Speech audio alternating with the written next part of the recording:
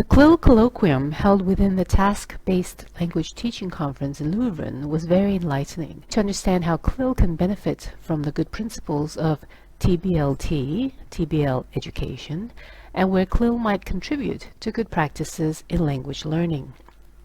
Now, there were many interesting talks regarding various aspects of language education, and one focus of research, which was frequently addressed by the TBLT research community, regarded task complexity. This video is about how CLIL might contribute to this discussion on task complexity. The comments here basically summarize a chat on CLIL and task complexity, which took place at the social dinner, because CLILers never stop CLILing. So, to start with, the basic principle behind task-based language teaching or learning might be summarized as follows. As learners complete tasks, they use language in unplanned ways, and in so doing, acquire the authentic language associated with the completion of those tasks. So, first of all, what does the TBLT community mean when they talk about tasks? Chris van den Branden opened the conference with an excellent talk and an example of a language learning task, in which immigrant learners of Dutch had to enter a pharmacy to purchase an efficient but inexpensive painkiller. Task was therefore defined as an activity that supports purposeful and authentic language use. So, why task complexity? The reason is that if we want language learners to produce complex language, the tasks must be challenging, made more complex. The more challenging the task, the more complex the language learners will have to produce. Now, let's see how CLIL might consider this issue of task complexity, especially CLIL at the level of upper secondary and tertiary education.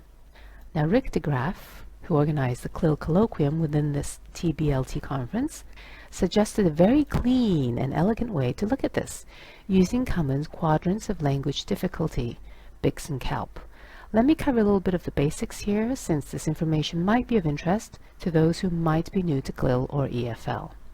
Now, as we know, when language use is context-embedded, highly contextualized, such as ordering a meal at a restaurant, language use is cognitively less demanding. Thus, we have what is called BICS, Basic Interpersonal Communication Skills.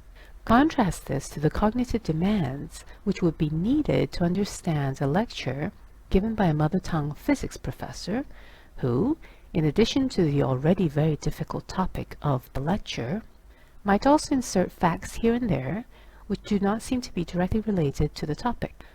This would involve more complex and unfamiliar language and thus require what Cummins calls CALP, Cognitive Academic Language Proficiency. In the context of foreign language education, it is not enough to stop at "Hi, a steak please," because our students must also be able to use that foreign language to do academic and therefore profession-related tasks. So, that might explain why TBLT experts see the need to increase task complexity, since the learning trajectory of language learning should move from BICS to CALP in this direction, passing through the various quadrants, of course. By contrast, CLIL at upper secondary and tertiary actually starts at CALP. For example, this might be what students at upper secondary would have to learn. As Halliday and Martin say so well in Writing Science, the language of science turns our mother tongue into a foreign language. So, if content at upper secondary and tertiary is already difficult in the mother tongue, CLIL at upper secondary or tertiary cannot simply be just use the target language instead of the mother tongue. CLIL at this level of schooling, therefore, starts at CALP, but since we must help learners understand content, we start with CALP and must see ways to use tasks to simplify the learning process. Now, it is not to simplify the content. Students need to learn a foreign language, but society still needs doctors who know their content, even if they do not speak a foreign language. So with CLIL, we would be moving in this direction, from CALP to BICS, through all the possible quadrants, and even back to CALP. Why would we need to move from CALP to BICS? An example of this was given by Ana Linares and Rachel Whittaker at a CLIL ECML meeting.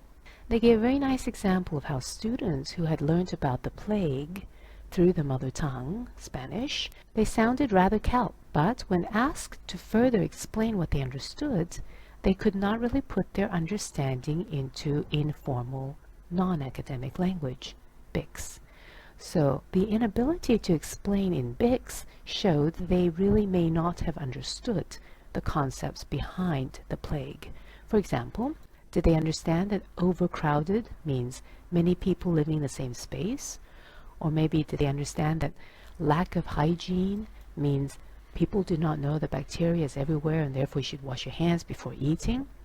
So from CALP to BICS and back to CALP is a necessary process in CLIL.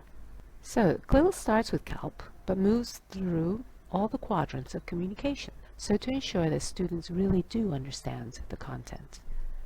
So back to the social dinner talk. Our understanding, therefore, is that task complexity might be a very interesting interface to explore, so we can see how CLIL might be further optimized through good TBLT principles, as well as how CLIL can contribute to TBLT research and, of course, foreign language education.